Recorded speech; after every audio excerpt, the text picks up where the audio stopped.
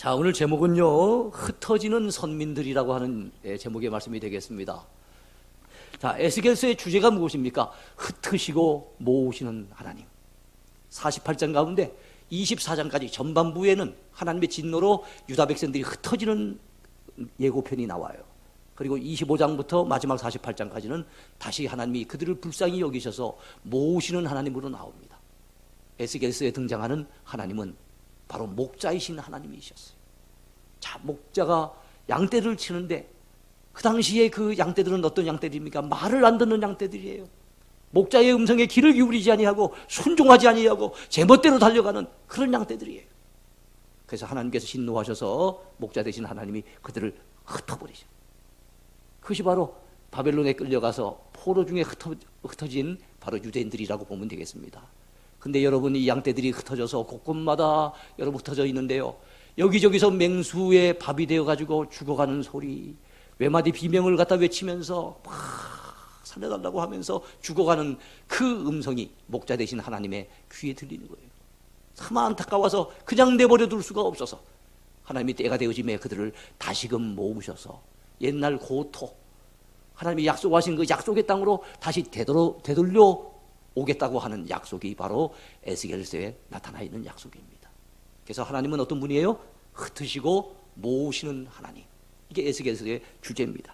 자, 오늘 한 두 가지 정도 제목을 살펴보겠는데요, 먼저 살펴볼 제목은 선민들을 흩으시는 하나님이십니다. 선민들을 흩으시는 하나님. 자, 오늘 우리가 에스겔 그 5장을 본문으로 읽었습니다. 금방 읽었던 본문의 말씀 가운데 2절에 보면 이런 말씀이 나옵니다. 그 성읍을 애워싸는 날이 차거든 너는 터럭 3분의 1은 성읍 안에서 불사르고 3분의 1은 성읍 사방에서 칼로 치고 또 3분의 1은 바람에 흩으라. 내가 그 뒤를 따라 칼을 빼리라 하는 말씀이 나옵니다. 하나님께서 에스겔에게 명령을 내리신 거예요. 너는 내가 명하는 대로 날카로운 칼을 가지고 네 머리카락을 베어라. 그리고 그 칼을 삭도로 삼아서 내 수염도 베어라. 그 터럭을 갖다가 저울에 달아서 3분의 1씩 3분의 1씩 3분의 1씩 나누어서 모아두라. 그리고 내가 명하는 날이 올진데 바로 바벨론 군대에 의해서 예루살렘이 포위되는 그 날이 오거든 너는 그 터럭의 3분의 1은 가지고 가서 성읍 가운데서 칼로 치고 3분의 1은 불태워버리고 그리고 3분의 1은 바람이 불어올 때 바람 가운데 흩날려버려라 라고 말씀하시는 거예요. 왜 그랬을까요? 왜 하나님께서 에스겔에게 이것을 요구하셨을까요? 이것은 굉장히 상징적인 어떤 동작이라 보면 됩니다.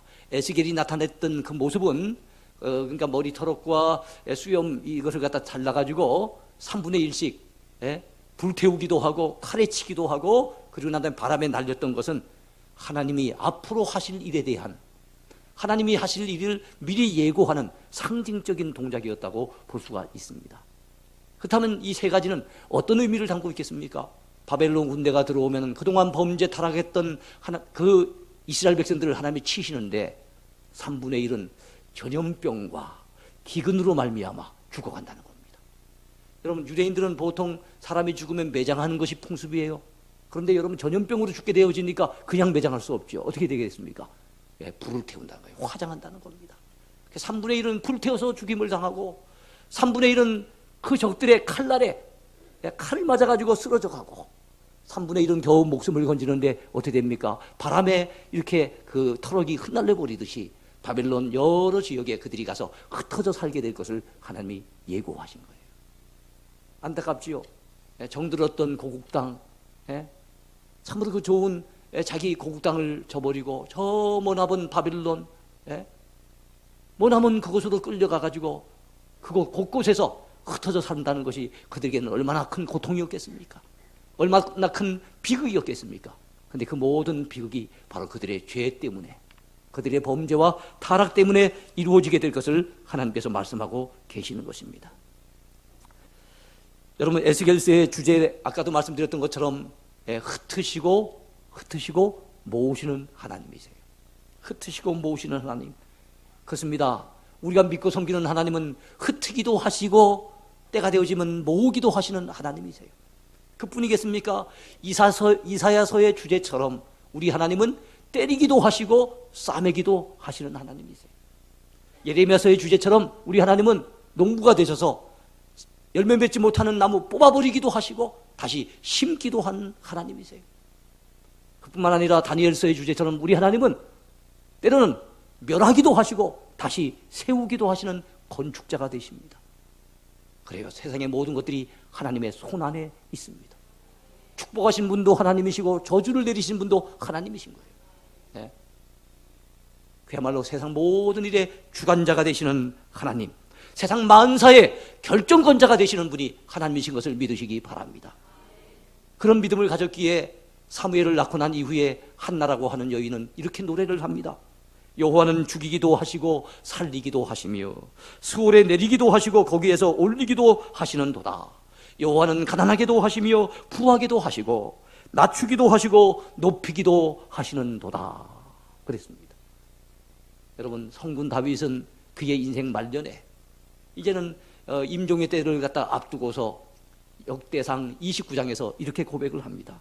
부와 귀가 주께로 말미암고 또 주는 만물의 주제가 되사 손에 권세와 능력이 있사오니 모든 사람을 크게 하심과 강하게 하심이 주의 손에 있나이다. 모든 사람을 크게 하심도 강하게 하심도, 가난하게 하시고 부하게 하시는 것도, 높이기도 하시고 낮추기도 하시는 것이 다 하나님의 손 안에 있다는 고백, 여러분 믿으시기 바라요. 우리도 이런 고백을 가지고 살아야 되지 않겠습니까?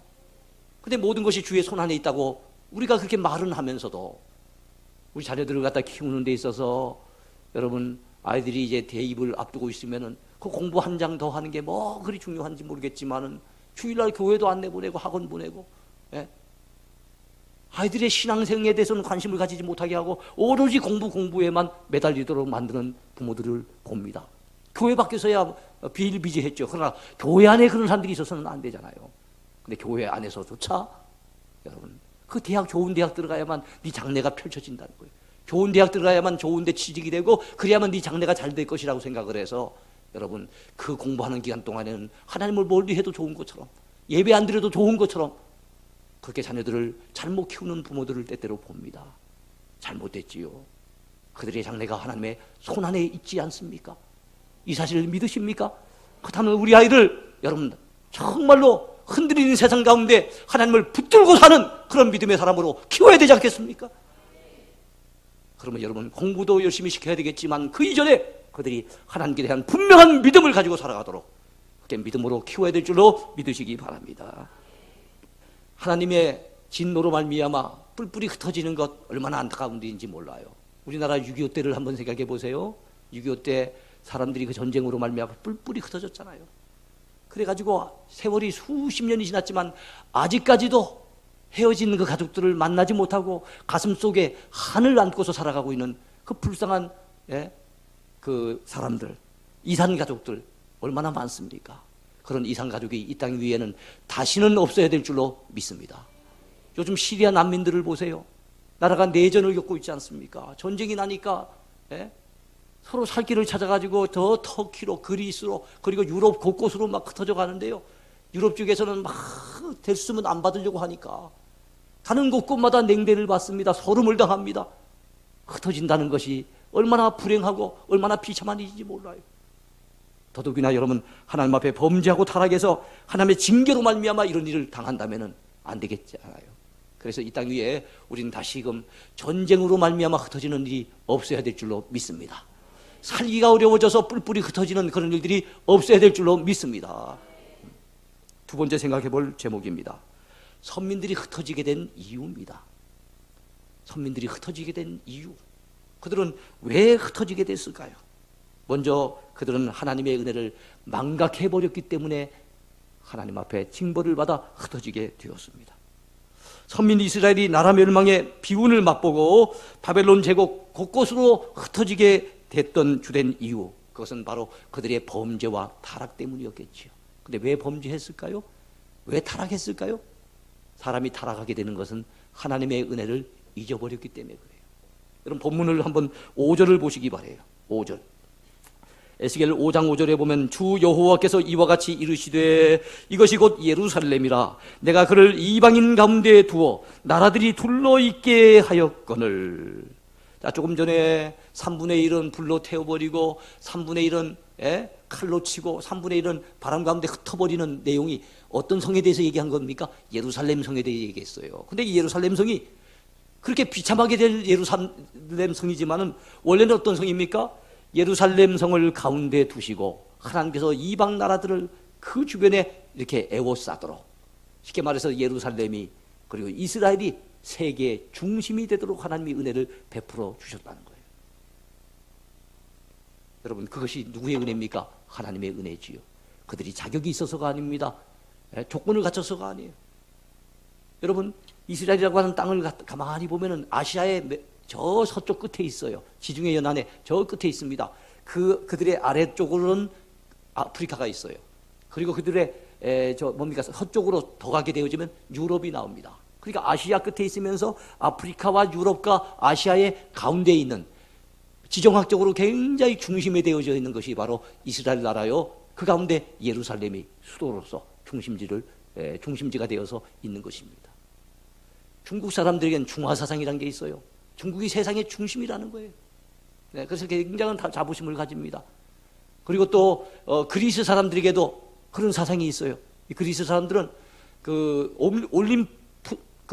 올림푸스 신전, 그 신전을 모셔놓은 델피라고 하는 곳이 세상의 배꼽이라고 생각을 해요. 옴바로스, 배꼽이란 뜻입니다. 우리 배꼽이 우리 몸의 한가운데 있는 것처럼 바로 그 그리스가 이 세상의 배꼽과 같은 역할을 하는 중심지라고 그들은 믿고 있는 겁니다. 그런데 유대인들은 그보다 더 강한 선민 사상을 가지고 있어요. 바로 하나님의 성전을 모신 예루살렘, 그것이 시온이며, 이 시온은 온 세상의 중심이라고 하는 시오니즘 사상, 아주 강력한 사상을 가지고 있으면서 그들은 자부심을 느낍니다. 그런데 여러분, 자부심을 느끼는 것까지는 좋아요. 그런데 그들이 세상의 중심이 된 것은 누구의 은혜입니까? 하나님의 은혜잖아요. 하나님의 은혜인데 이런 하나님의 은혜를 까마득히 잊어버리고 자기들이 잘나서 그런 것처럼, 자기들이 공로가 있어서 그런 것처럼 착각하고 있다는 얘기지요. 솔직히 얘기해 봅시다. 이스라엘이 무슨 자격이 있습니까? 무슨 조건을 갖췄습니까? 무슨 공로가 있어서 그들이 세상의 중심이 되고 선민이 될 수 있었겠습니까? 순전히 하나님의 은혜입니다. 여러분, 나의 나된 것이 하나님의 은혜인 줄 아는 사람이라면, 그리고 내가 하나님 앞에 선택받고 구원받은 것이 순전히 하나님의 은총이라는 사실을 깨달은 사람이라면, 여러분, 그는 하나님의 말씀에 순종해야 합니다. 하나님을 믿는 참된 믿음 가지고 살아가야 될 줄로 믿습니다. 그런데 여러분, 이 은혜를 잊어버리는 순간에 그는 어떻게 됩니까? 말씀에 순종하지 않아요. 그가 하나님의 은혜를 아는 사람인지, 정말 믿음으로 사는 사람인지를 어떻게 보면 알 수 있습니까? 하나님의 말씀을 어떤 태도로 듣느냐, 하나님의 말씀을 어떤 태도로 지켜나가느냐, 말씀과의 관계를 보면 알아요. 말씀을 열심히 듣고 사모함으로 듣고 그 말씀 한마디라도 놓치지 않으려고 붙들고 그 들은 말씀, 배운 말씀대로 순종하여 산다면 그는 하나님 앞에 사는 사람입니다. 믿음으로 사는 사람입니다. 하나님의 은혜를 아는 사람인 것입니다. 정말 이게 중요해요. 오늘 그런 말씀이 어디 나옵니까? 6절부터 10절까지 나오는 말씀을 보면은 그들이 하나님의 은혜를 놓쳐버렸어요. 망각해버렸어요. 하나님이 그들을 세상의 중심으로 삼았지만은 그 은혜를 망각해버리니까 그들이 이방인들보다도 못한 모습으로 살더라고요. 6절 한번 보시기 바랍니다. 그가 내 규례를, 여기서 그라고 하는 것은 한 단수 개인을 얘기하는 게 아닙니다. 이스라엘 백성들을 얘기하는 거예요. 그가 내 규례를 거슬러서 이방인보다 악을 더 행하며, 누구보다 악을 더 행한다고요?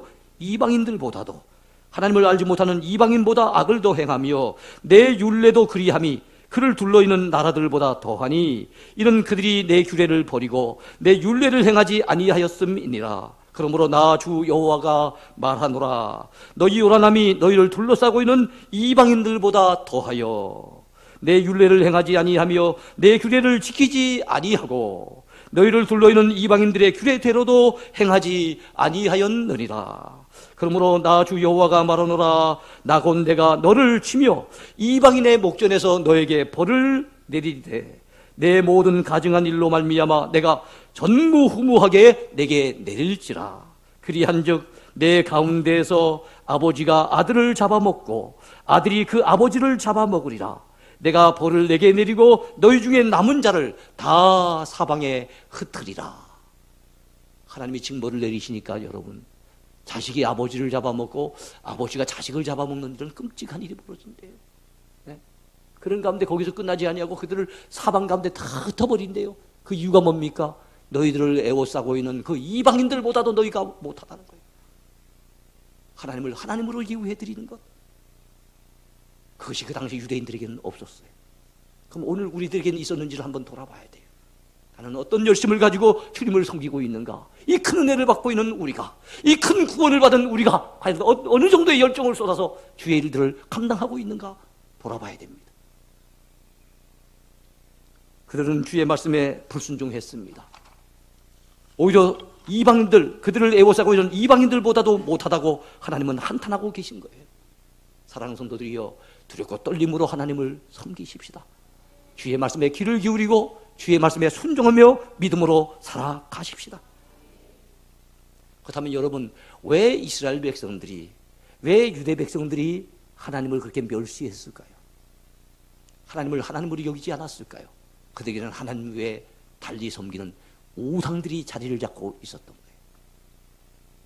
그들이 섬김의 대상이 따로 있었던 거예요. 그들이 유대인이다, 하나님의 선민이다 하는 것은 거치일 뿐이고 껍데기일 뿐이고 그들의 마음 중심은 우상들을 모시고 있었던 거예요. 그런 말씀이 11절에 나와 있습니다. 11절과 12절을 한번 보겠습니다. 그러므로 나 주 여호와가 말하노라. 내가 나의 삶을 두고 맹세하노니 내가 모든 미운 물건과 모든 가증한 일로 내 성소를 더럽혔은즉 나도 너를 아끼지 아니하며 긍휼을 베풀지 아니하고 미약하게 하리니 너희 가운데에서 3분의 1은 전염병으로 죽으며 기근으로 멸망할 것이요 3분의 1은 너희 사방에서 칼에 엎드러질 것이며 3분의 1은 내가 사방에 흩어버리고 또 그 뒤를 따라가며 칼을 빼리라. 하나님이 그들을 흩어버리시고 칼을 빼시는 이유, 그들에게 진노하신 이유가 뭐라고 얘기합니까? 11절에 보니까 하나님의 성소를 더럽혔대요. 하나님이 미워하시는 물건을 그 성소에다 갖다 놨대요. 그리고 가증스럽게 그것을 갖다가 섬기고 경배했대요. 이게 뭘 얘기한 겁니까? 하나님이 미워하시는 물건, 그것은 바로 우상들입니다. 우상들을 그냥 섬길 정도가 아니라 하나님을 섬겨야 될 성전에까지, 거룩한 성소에까지 갖다가 놓았다는 거예요. 그 정도로 그들은 가증한 범죄를 하나님 앞에 행하고 있었던 것입니다. 그래서 하나님의 진노를 사게 된 것이죠. 여러분, 유대인들이 이렇게 우상을 많이 섬기게 된 것은요, 원래는 북이스라엘 사람들이 주로 많이 섬겼어요. 남유다 사람들은 비교적 선한 왕들이 있어서 그래도 우상 숭배가 좀 약했어요. 근데 이제 본격적으로 이제 우상 숭배가 심해진 것은 히스기야 왕의 아버지 아하스 왕과 히스기야 왕의 아들 되는 므낫세 왕 때 엄청나게 우상을 섬겼습니다. 그리고 요시야 왕의 아버지인 아몬 왕 시대에 또 엄청나게 우상을 섬겼어요. 요시야 왕이 정말 그 우상들을 다 깨뜨리고 여러분 나라를 정결케 하고 계획을 했습니다만 요시야 왕이 죽자 그 후에 일어났던 그 왕들, 즉 남유다의 말기의 왕들은 역시 또 우상 숭배에 빠져버립니다. 그래서 남유다마저도 우상 숭배하면서 하나님의 성소를 더럽힌 죄로 하나님의 진노를 사게 됐고, 그 결과 그들이 여러분 3분의 1은 칼로 죽임을 당하고 3분의 1은 불태움을 당하고 3분의 1은 저 바벨론에 끌려가가지고 흩어지게 되는 그런 징계를 받게 되었던 겁니다. 여러분이요, 그렇다면 여러분 이 말씀을 들으면서 느끼겠죠. 나는 우리 집에 무슨 우상단지 모셔놓지 않고 있다, 나는 상관이 없는 얘기다 라고 생각할지 모르겠으나 성경에 의하면, 고린도전서에 의하면은 우리의 마음은 하나님의 성령이 임하시는 성전이랍니다. 우리의 마음 성전. 그래서 이곳에는 오직 주의 성령께서 임하셔야 되는 것입니다. 오직 하나님만 모시고 살아야 되는 것입니다. 근데 우리 마음 가운데 어떤 분에게는 아마 물질적인 욕심이 그 속에 들어가 있는 분도 있을지 모르겠어요. 돈에 대한 욕심이 이 마음속에 꽉 차 있는 분들이 있을 겁니다. 하나님의 은혜가 비집고 들어갈 수 없을 만큼 세상적인 물욕으로 가득 차 있다면 그는 우상 숭배하고 있는 것입니다. 어떤 사람은 명예욕에 의해서, 또는 성욕에 의해서 또는 권력욕에 의해서 그 마음이 지금 사로잡히는 분들도 있을 수 있습니다. 이런 것들 다 현대판 우상 숭배예요.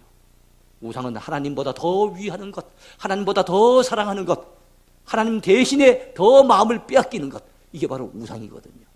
그러므로 여러분, 우리가 이 말씀을 나와는 상관없는 말씀으로 듣지 마시고 나 자신의 삶을 돌아보고 내 마음 심령을 한번 헤아려 보셨으면 좋겠어요. 우리 모두가 오직 주님 모시고 삽시다. 참으로 성령님 충만한 가운데 살아가십시다. 세상에 다른 욕심들이 비집고 들어오지 못하도록, 세상에 다른 어떤 죄악된 요소들이 우리 마음 가운데 들어와서 우리 마음을 차지하지 아니하도록 우리는 믿음을 지켜야 될 줄로 믿습니다. 이제 말씀을 맺겠습니다. 지금까지 살펴본 말씀처럼 모이는 것은 하나님의 축복입니다. 흩어지는 것은 하나님의 저주요 징벌이죠. 복음 전하기 위해서, 사명 감당하기 위해서 흩어지는 것을 제외하고 우리는 여러분 모이는 축복이 있어야 됩니다. 교회도 많이 모이는 것이 복입니다. 예? 하나님 앞에 예배드리고 기도하고 은혜 받는, 그리고 또 부흥회를 또 이번에 엽니다만 부흥회를 하고 이럴 때 여러분 그저 많이 모이는 게 복이에요.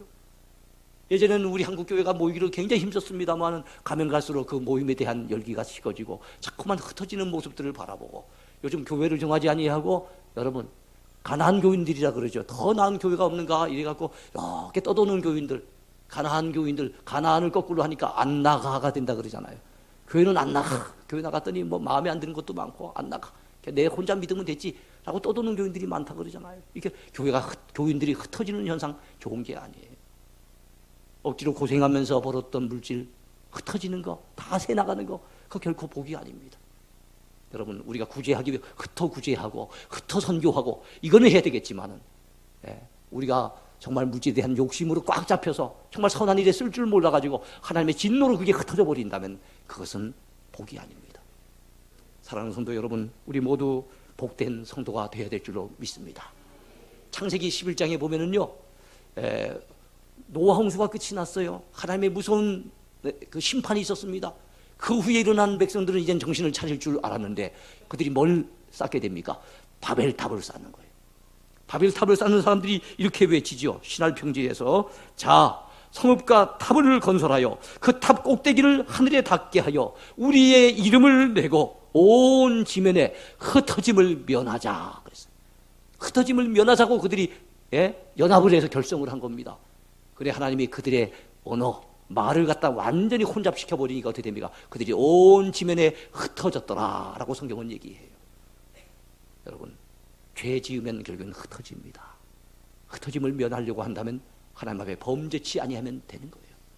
하나님과의 관계를 잘 맺고 하나님을 온전히 섬겨나가면 절대로 하나님은 흩어지는 그런 저주를 내리지 아니하실 줄로 믿습니다. 아무쪼록 우리 교회는 모이기를 힘쓰는 교회, 여러분들의 삶은 정말로 주님의 교회에 모여서 은혜를 갖다 늘 사모하면서 살아가는 그런 복된 성도들 다 되기를 축원해 드립니다. 축원해 드립니다.